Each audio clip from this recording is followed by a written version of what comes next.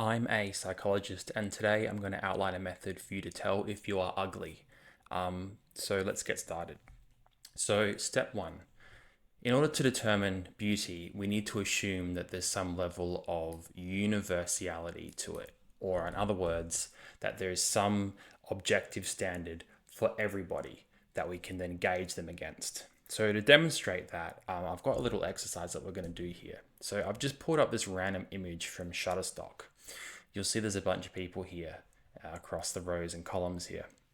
What I want you to do for me is I want you to look at them and decide who you think is attractive and who you think is not attractive. Now, obviously, I can't ask you personally, and you can't know other people's answer to that question, but we're going to assume that people have chosen different options. In order for a person to ask, how do I know if I'm ugly? That means that there has to be some sort of standard for everybody. There has to be some sort of way of determining what is attractive and what is not. And in this simple demonstration, it just shows that really there's a high level of subjectivity to this subject matter.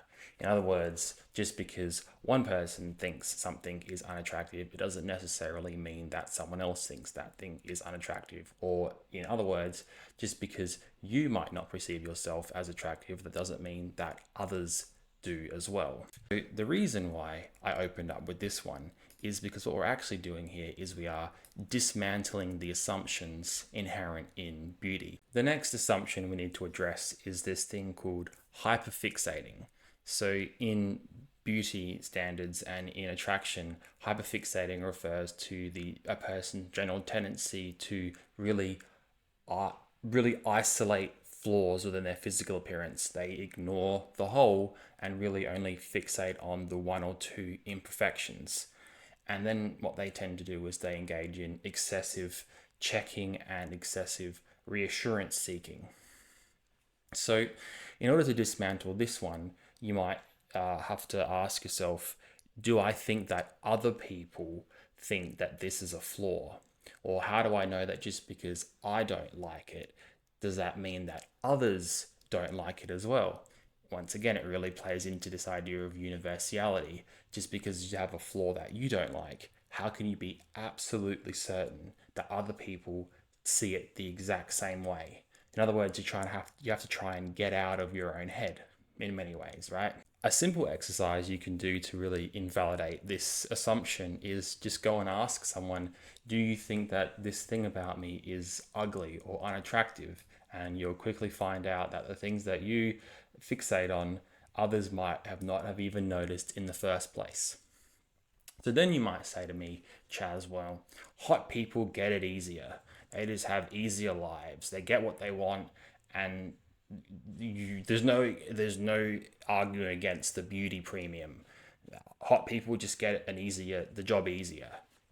So I would say to you then, well, okay, but do you really want to be able to say your success hinges purely on how you look? Don't you want to be able to turn around and say, my skill got me this, or my personality got me this, or my aptitude and training got me this? So in many ways, you could ask a quote unquote hot person how happy they are simply because they got the job based purely on their physical appearance.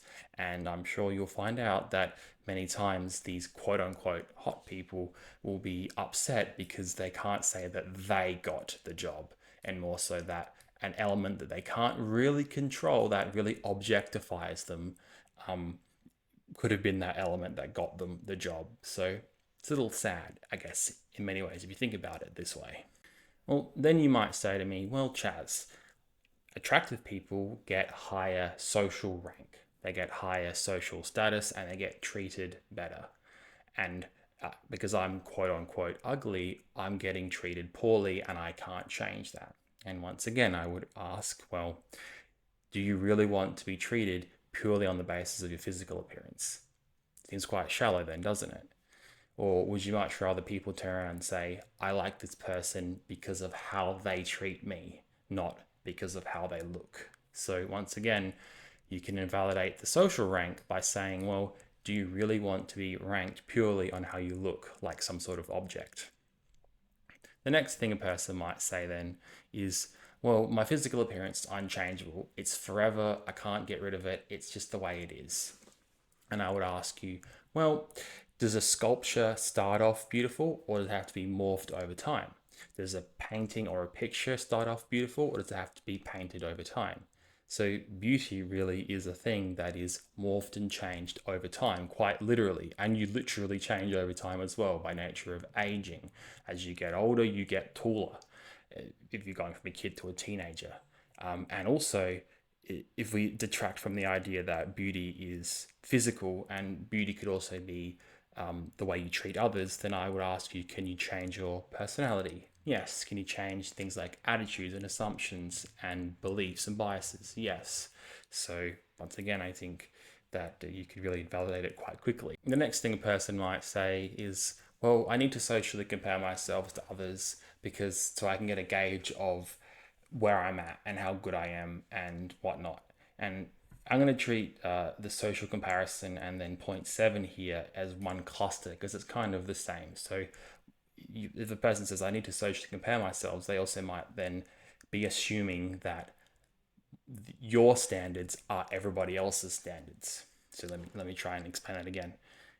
When you socially compare yourself to someone else, what you're doing is you're taking your internal metrics for assessment and you're painting it onto them. I guess you could say it's a bit of a Sigmund Freud type projection, right? So, how can you really be comparing yourself to someone else through objective standards if you're actually probably unintentionally applying your own internal standards to everyone?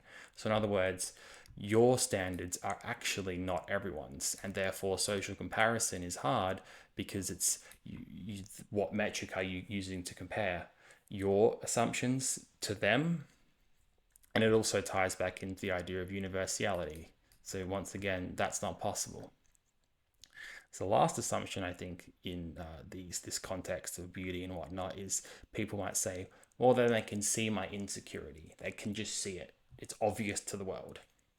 So then I would ask, well, let's say you believe one of your insecurities is that people can see your heart rate when you're really nervous.